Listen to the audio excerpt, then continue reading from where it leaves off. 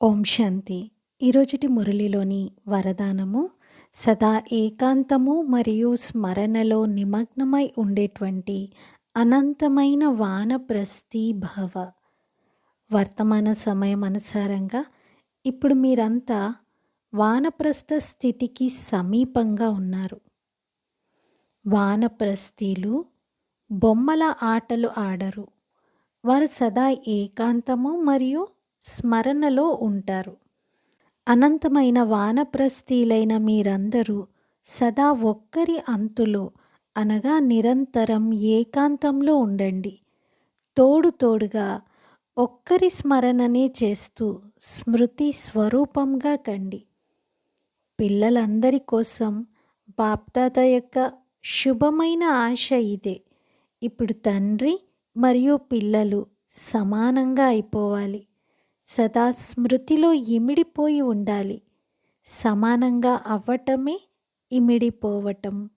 ఇదే వానప్రస్థ స్థితికి గుర్తు. వానప్రస్థీలు వానికి అతీతంగా ఉంటారు. శబ్దానికి అతీతంగా ఇక ఇంటికి వెళ్ళాలి అనేటువంటి స్మృతిలో ఉండాలి అంటారు. బాబా ఈ విషయాన్ని 19/11/1979 అవ్యక్త మురళిలో వినిపించారు. మాస్టర్ భాగ్య విధాత పిల్లలు చిన్న చిన్న విషయాలనేటువంటి బొమ్మల ఆటలను ఆడుతూ ఉన్నారు. అవేం రియల్ విషయాలు కూడా కాదు, కానీ ఆ విషయాలు లెక్క ఖాతాను పూర్తి చేయటానికి లేదా ధారణలలో ఒక పరీక్ష తీసుకోవడానికి, తమ స్థితిని చెకింగ్ చేయటానికి వస్తాయి. ఈ అన్ని విషయాలు జీవితంలో కొత్త కొత్త రూపాలలో వస్తూ ఉంటాయి. అవి నిర్జీవమైనటువంటి విషయాలే, నిస్సారమైన విషయాలే.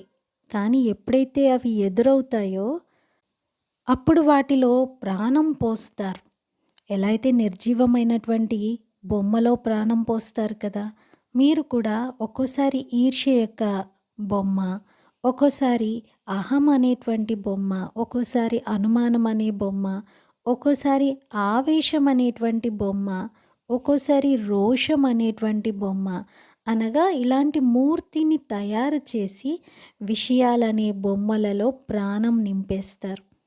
మరియు అనుభవం చేసుకుంటూ అనుభవం చేయిస్తారు కూడా. ఇదే సత్యము అని అంటూ ఉంటారు. ఈ విషయమే కరెక్ట్ అంటూ దానిలో ప్రాణం నింపేస్తారు. తర్వాత ఆ విషయాలనేటువంటి మూర్తి ఎదుట ముందు వెనుక స్మృతులన్నింటినీ బాగా అలంకరిస్తారు. దీనికి తోడుగా ఆ విషయాలకు నైవేద్యాన్ని కూడా అర్పిస్తారు. నైవేద్యం అర్పించడము అంటే జ్ఞానం యొక్క విషయాలను ఉల్టాగా స్వీకరించడం, తప్పుగా స్వీకరిస్తూ ఉండటం. అలాంటి భోగ్ని కూడా నివేదిస్తారు. ఆ తర్వాత తన పరివారంలో తన తోడుండేటువంటి వారికి కూడా అందరికీ ఆ విషయాలనే ప్రసాదాన్ని పంచుతూ అందరికీ వర్ణిస్తారు. కానీ తర్వాత ఆ యొక్క విషయాలను జ్ఞానసాగరుడి యొక్క అలలలో, స్వ ఉన్నతి యొక్క అలలలో, హై జంప్ ఇవ్వాలి అనేటువంటి అలలలో, స్మృతి స్వరూపం యొక్క స్మృతి అనేటువంటి అలలలో, మాస్టర్ నాలెడ్జ్ఫుల్ స్వరూపం యొక్క అలలలో ముంచేయాలి. అంటే ఆ విషయాన్ని పూర్తిగా సమాప్తం చేయాలి.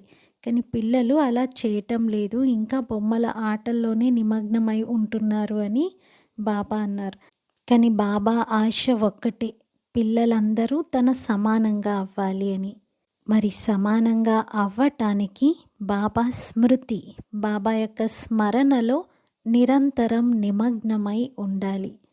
ఏకాంతంలో ఎంత వీలైతే అంత బాబాతో మాట్లాడుతూ ఉండాలి. అటువంటి అనుభవాన్ని మనము ఈ రోజంతా చేసుకుందాము. వానికి అతీతంగా ఒక్కరి అంతులోనే లీనమై ఉందాము. ఈరోజు స్లోగన్లో బాబా చెప్పారు, మీరు ధైర్యం యొక్క ఒక్క అడుగు వేయండి, అప్పుడు బాబా సహాయం యొక్క 1000 అడుగులను వేయిస్తూ ముందుకు తీసుకొని వెళ్తారు. ధైర్యంతో, నిశ్చయంతో, బాబా పైన విశ్వాసంతో, ఒకే బలం, ఒకే నమ్మకం ఆధారంతో ముందుకు వెళ్ళాలి. బాబా మన తోడుగా ఉన్నారు. 1000 భుజాలతో బాబా తోడున్నారు. బాబా 1000 అడుగులను ముందుకు నడిపిస్తారు. ఈరోజు వరల్డ్ మెడిటేషన్ డే ఉంది. అలాగే థర్డ్ సండే కూడా. ప్రతి 3వ ఆదివారం రాజయోగి తపస్వి సోదరీ సోదరులందరూ సంధ్యా సమయంలో 6:30 నుండి 7:30 వరకు విశేషంగా యోగాభ్యాస సమయంలో తమ లైట్ మైట్ స్వరూపంలో స్థితులవ్వాలి. భృకుటి మధ్యలో బాప్దాదాను ఆహ్వానిస్తూ కంబైన్డ్ స్వరూపం యొక్క అనుభవం చేయాలి మరియు నలువైపులా లైట్ మైట్ యొక్క కిరణాలను వ్యాపింపజేసే సేవను చేయాలి. ఓం శాంతి.